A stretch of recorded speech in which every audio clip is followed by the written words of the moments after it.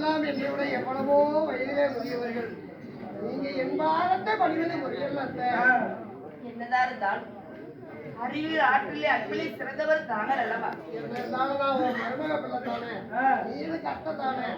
ஆகட்டும் கண்ணா, உன்னுடைய திருவடிக்கு 1000 கோடி நமஸ்காரம். இருந்தாலும் என்னைக்கு இல்லாம அத்திப்பூ பூத்தது போல இங்க அஸ்தினாபுரத்தை நாடி இங்க வந்திருக்கிறீங்க. இருந்தாலும் மாயவா கண்ணா தாரா புகழ் படைத்த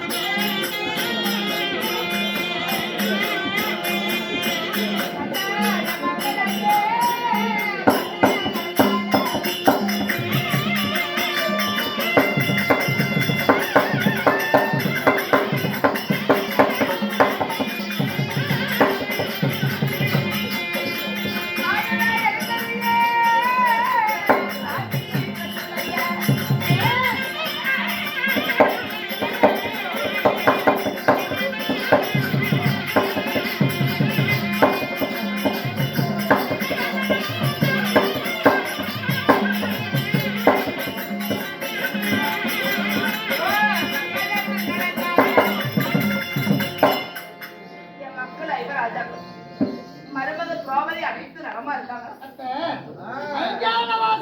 பாண்டவர்கள் ராஜராஜனுடைய மகளாகிய உத்தரவுமார்த்திய உன் பேரப்பிள்ளை அபிமன்னனுக்கு திருமணம் செய்து தன் மகளுக்காக சீதனமாக கொடுத்த வாழையரண்யத்துல பாண்டவர்கள் இதுவரை எக்குறையும் இல்லாம சுகமா இருக்காங்க. 14 வருஷம் ஆச்சு என் மக்களை பார்த்து. ஆமா, அதாவது கல்யாணம் நடந்திருக்குது பேரப்பிள்ளைக்கு. ஆமா, கொள்ளாத காட்சி பக்கத்துல இருந்து பார்க்க முடியும். சரி ஆகட்டும் கண்ணா. இருந்தாலும் நீ அத்திப்பூ பூத்தது போல அத்தையை பார்க்க வந்த என்ன காரணம்? என்ன காரணம் தெரியுமா? 13 கடந்த பிறகு பாண்டவர் பானை கேட்பதற்காக முதலில் உலகமா மகாமுனிவரை அனுப்பினார்களா, மறுமுறையாக சண்டையில் அனுப்பினார்களா. நாடு கொடுக்க மறுத்துட்டானா துரியோதனை. அதனால பாண்டவர்களுக்காக பிரிந்து பரந்தாம நான் பாகம் கேட்க அஷ்டாபுரத்துக்கு வந்திருக்கேன். என் மக்களை உள்ளங்கண்ணி நெல்லிக்கடி போல உருவழியாம காக்கும் என்னோட மருமக பிள்ளை நீ. என் மக்களுக்காக நாடு கேட்க வந்தேன். என் மக்கள் 14 வருஷம் காலத்திலே காலங்களிச்சு விதி போதும். என் மக்கள் மீண்டும் இனிமே நாட்டாண்டு சுகமா வாழ்த்தும். நாட்டை கொடுக்கறது சொல்லிட்டாங்களா? என்ன கண்ணா கட்டி இருக்கிறேன்? ஏன் என்ன விஷயம்? அத்தை போற போக்கு பார்த்தா துரியோதனை நாடு கொடுக்கிற மாதிரி தெரியல. என் பிள்ளைக்கு பட்ட துன்பத்தை என்ன முடியல. மீண்டும் அதாவது காலத்திலே காலங்களித்த மக்கள் மீண்டும் நாடாழ்வார் அப்படின்னு மனக்கோட்டை கட்டினேன். நாடு கொடுக்கிற மாதிரி தெரியல. அதுக்கு வேற என்ன செய்வது? என்ன உபாயம் இருக்கு? பாண்டவருக்கும் கௌரவருக்கும் யுத்தம் தான் ஏற்படும் போல் இருக்கிறது. ஆமா, சண்டையா? ஆமா, சண்டையில மன்னாதி மன்னருக்கு மகடமுடி வேந்தர்கள் அனைத்து பேர் பிணமாவாங்களே. இது சண்டை செய்யாத ஆட்டை பெற முடியாதா? அப்படின்னா இங்க வந்த காரணம் நேற்று நாடு கேட்க வந்தேன். அதனால நாளை உதயாதி காலத்துல வரணும்னு துரியோதன கிட்ட சொல்லிட்டு வந்தேன்.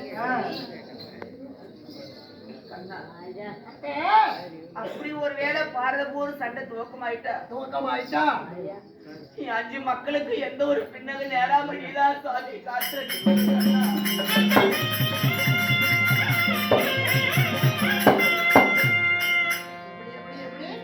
அப்படி ஒருவேளை பாரத போர் துவக்கம் ஆயிட்டா என் மக்கள் 5 பேருக்கு உயிருக்கு ஐவருக்கும் எந்த ஆபத்து வரக்கூடாது. நீதான் காட்டு ரசிக்கணும்.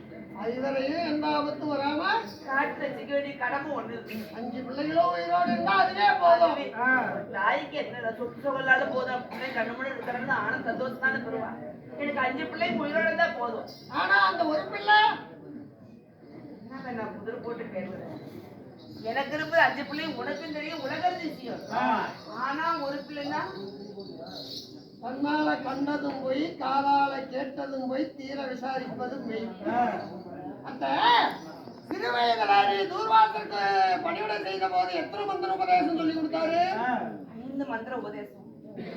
இந்த பிள்ளைகளை 5 பேர்த்து எத்தனை மந்திர உபதேசம் நீயும் மந்திராதேவி பெற்றீங்க? இன்னொரு மந்திர உபதேசம் எங்க?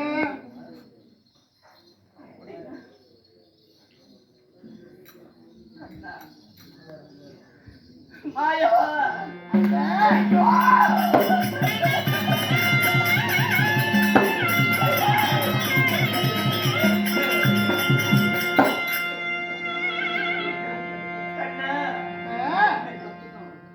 அந்த அறியாத பருவம் தூர்வாசர் கொடுத்த மந்திர உபதேசம் பலிதமாகுமோ பலிது ஆகாதோ என்று சூரிய பகவானை தியானம் செஞ்சது. என் கண்மனை பிரசண்டமாகி சூரிய பகவான் தோன்றினார். நான் திரும்பிய 16 பருவ பெண்ணாக்கினா என் கூட சேர்ந்தாரு. அழகான ஒரு மகனை பெற்றெடுத்து கண்ணி கழிவுல கல்யாணம் செய்யாத ஒரு பிள்ளையை பெற்றெடுத்தா என் நாட்டுக்கு ஈசல் வந்து என்னோட தந்தையாக அவ சொல்லி எதிர்ப்பு என்ன பண்ண? ஆகாத பிள்ளைனா ஆத்திரி விட்டு சாமி.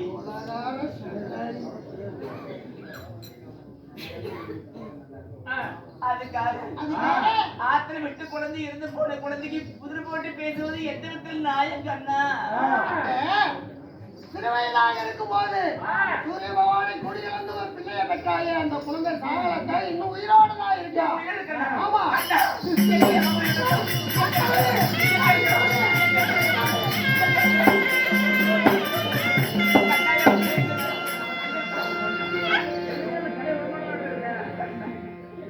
நான் பெற்றிருந்த தாய்க்கு தலைப்பில் உயிரோடு இருக்கிறாய்.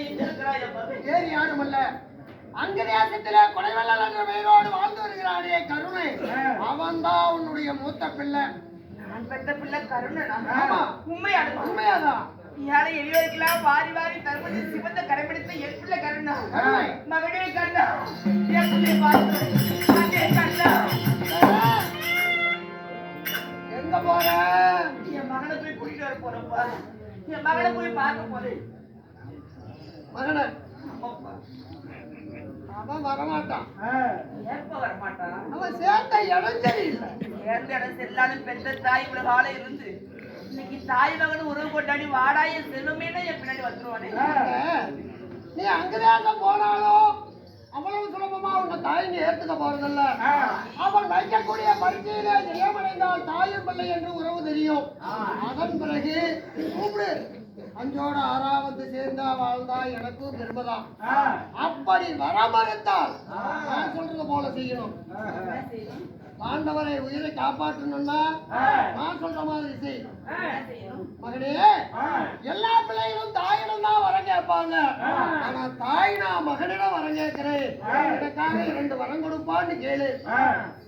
பிள்ளைகிட்ட கேட்கிறேன். நிச்சயம் கொடுப்பான். என்ன வரும்? முதலில் இந்த உலகத்துல உனக்கு யாருப்பா எதிரின்னு கேளு. அர்ஜுனத்தான் சொல்லுவான். நாளை ஒருவேளை பாலவா துவங்கி பால யுத்தத்துல பீமனோ தருமன் பீமனோ நகரன் சகாதேவர்களோ வழியவே உன்னோட யுத்தத்துக்கு வந்தாலும் அந்த 4 பேருக்கு எந்த ஆபத்தும் வராதுன்னு முதல் வரும். 2வது வரும், நீ அர்ஜுன கொள்வாக்காகவே வளர்த்து வருகிறாய அஸ்வசேனா என்று சொல்லக்கூடிய சொற்பக்கனை, அந்த சொற்பக்கனையை அர்ஜுனன் மேல ஒரு கணைக்கு மறுகணை பிரயோகப்படுத்தக்கூடாது. இது 2வது வரம். இந்த 2 வரத்தையும் பெற்று வந்தால் அப்போ உறுதியா சொல்ல முடியாது சிவன் செயல் எப்படியோ. ஆமா, ஒரு காலம் கழிச்சு நினைவுபடுத்தி தாயை பிள்ளை சேர்த்து வச்சு 6 மக்களோட வாழான மனக்கோட்டை கட்டுனேன். சேர்ந்து வாழ்ந்தா எனக்கும் பெருமைதான், சந்தோஷம் தான். உன்னுடைய கவன நாடகம் நிச்சயம் நிறைவேறும். நான் போய் வரேன். போய்தா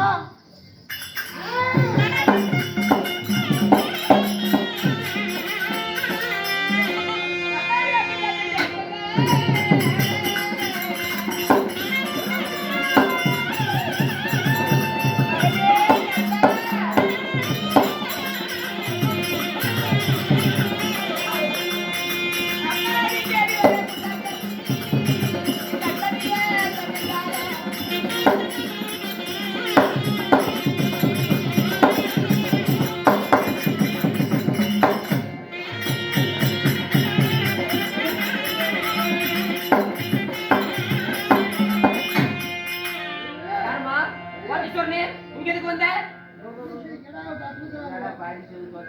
பாட்டி சோத்துலமா இங்க எதுக்கு வந்திருக்கீங்க? யார் நீங்க? அங்கதேசம் தானே? அங்கு தேசத்துக்கு வாயில் காவலன் நான். அப்பா ம். மகாராஜா அங்கதேசம் கரணை பார்க்கணும். வா. என்ன உன் பாட்டுக்கு போற? பொழுது விடிஞ்சா புண்டையாச்சு. அந்த மகாராஜா நீங்க அரண்மனையில் கிடையாது. மகாராஜா குளக்கரைக்கு அவுட் ஹவுஸ் போயிருக்கிறார். 7 மணி நேரம் அங்க போய் ஓடு. அங்க போய் கேளு. இங்க மகாராஜா இங்க கிடையாது. அவுட் ஹவுஸ்னா நீ வேற போயிருக்கிறாரு. ஆமா குளக்கரைக்கு போவா.